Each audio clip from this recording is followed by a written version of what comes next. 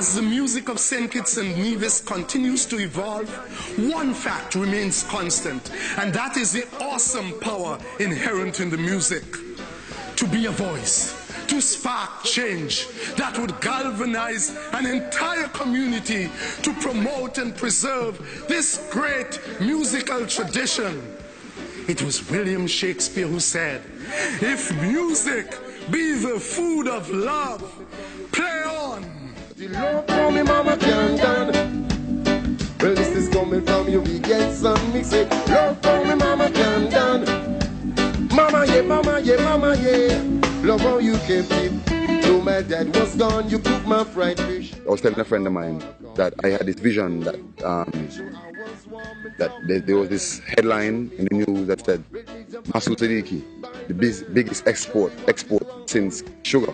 Now that initially I played it down because I figured that might have been just me, my ego saying, "Boy, Masood Siddiqui is this big thing for St. Kitts," But now when I look at it, in a more holistic way, I realize it was not Masood particularly. Masood happened to be one of those guys who pushing St. Kitts with music. But what I realized is that it was the message was that it was St. Kitts music, the biggest export since sugar, and I feel that we have the talent, all the talent here to do it, and with the right support, with the business support, I think that we'll be ready to export, start to export talent.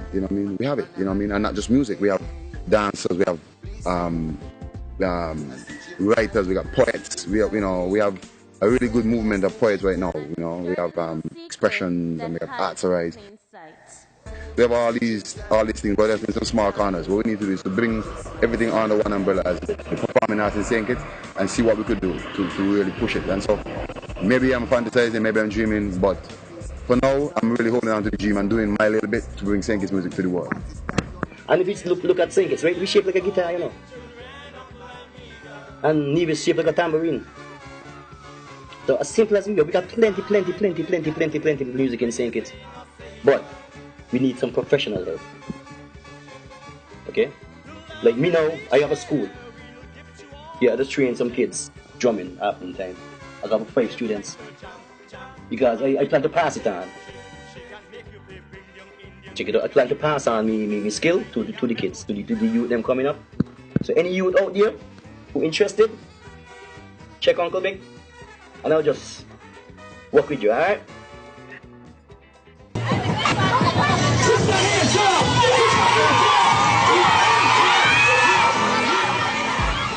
Being the artist is nice. Being the producer is wonderful. But what about 25, 30 and more other jobs that could be had in the industry that are just there vacant? That is necessary to move the artist forward. Somebody needs to step up and be that. And the sooner we recognize and fill these gaps locally,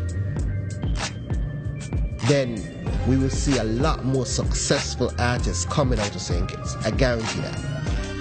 Knowing what I know now, I would have gotten a good and honest manager, somebody who can manage me financially and give me advice, not just financially, but in business, in the music business. We never had. When I started the music business back home, there was nobody before me. There was no template. I had to make up as I go along. But what would have been nice is that we would have had some good management and good sponsorship. In St. Kitts, no money was put into music at that time. I don't know what's happening now. Nobody ever bought me an instrument. All the instruments I ever played, I had to buy them myself. In America, bigger place, the Jackson boys over there singing and dancing, they bring somebody with money to listen to them. Say, they could go far. And here comes the money. Buy them nice clothes, teach them this, teach them the choreography, and they're gone. But in my time, we didn't have nobody like that. We didn't have no money man behind us, no ideas. We just had to go along with what in my head, music. So the business part would have been done a lot different. And I'm quite sure today, the amount of people who owe me and not pay me up to now, if they will just think back who they be and pay me my money, I'll be living on top Mount Everest.